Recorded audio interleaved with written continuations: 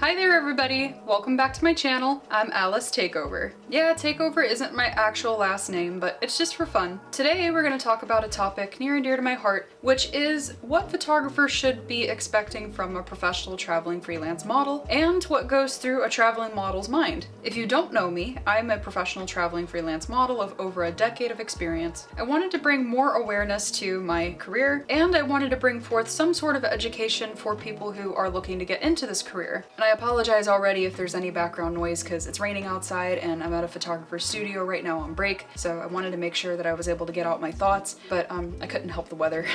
So, on to our first tip, photographers should expect models to be communicative and responsive. If a model isn't communicative and responsive, that probably isn't the best model to book with. If it's really hard to book a model for a photo shoot, just getting off the ground with the messages, just imagine how hard it's going to be when you finally decide to book a photo shoot with her and get to the photo shoot location.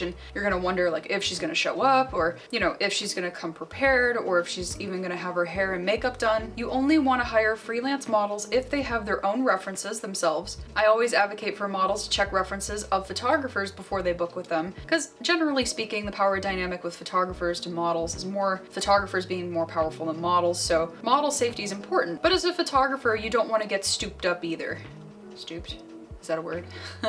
You don't want to get stood up either. So when booking a model, you're going to want to check her references and see how acclaimed that model actually is. The model should have references that say that they're following their word and that they pull through to all their shoots and that they're a pleasure to work with. On to the next thing. When you do message a model and she's communicative and clear, the model should be very accommodating of your requests. As long as they're within her boundaries and limitations, they should be able to tell you what their goals are as a model and then gauge what your goals are as a photographer and if those goals are going to align or not. Photographers, you certainly don't want to be booking with models who rather not work with you, that think your ideas are tacky or something like that. Models that are not motivated aren't going to give you the best results. So you guys are going to want to make sure that the model and the photographer both understand what is going to happen during the photo shoot and agree to all the terms before moving forward with scheduling. So when it does come to the photo shoot date and when the model actually gets there, she's going to be more on the cautious side because a lot of photographers will act differently in person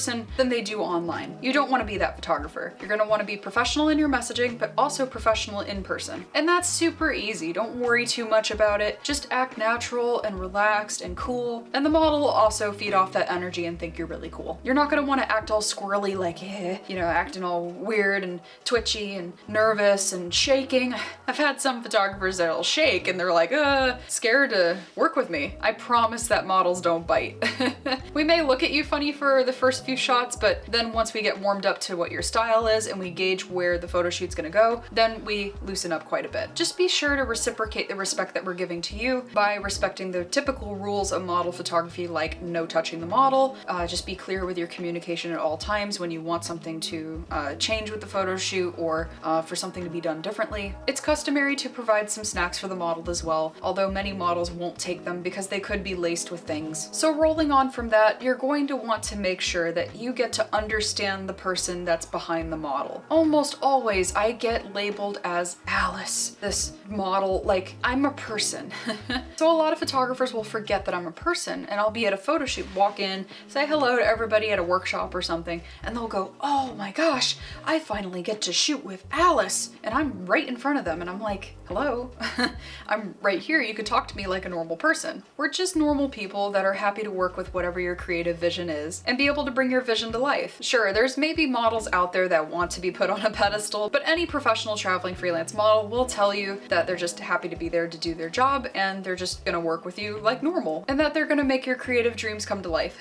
And remember, even if you're paying a model to shoot for you, they want to have fun too. Don't drudge out a photo shoot by making the model work for you. Creating wonderful photography should be a mutual effort, and many freelance models are motivated by payment, but we're more than happy to also create with you in order to make your visions come to life. And with that said, I've had many people who have put me in dangerous situations or have disrespected my boundaries just because they're paying me. Understand that the models you're working with are people too, and they deserve just as much respect as anybody else. We work our tails off day and night to stay in shape, eat well, and take care of ourselves, not only physically, but mentally too. If you want models to be impressed by the ideas that you come up with for your photo shoots, just ask them for their input as well. Many models will tell tell you what motivates them to create at the best of their ability. And because creating wonderful images does take both sides, it's important to talk to the model directly about what interests them and what creatively motivates them to make the best work that they can. So that's some insight on how traveling freelance models think and how you should address those thoughts and move forward with the best photo shoot experience possible for both sides. If you like this video, feel free to like and subscribe, and then if you have any feedback, feel free to leave it in the comments. If you leave me some feedback, that gives me a chance to be able to review and see your thoughts and to be able to create more interesting videos for people just like. I hope you enjoyed the video, and I'll see you next time. Bye!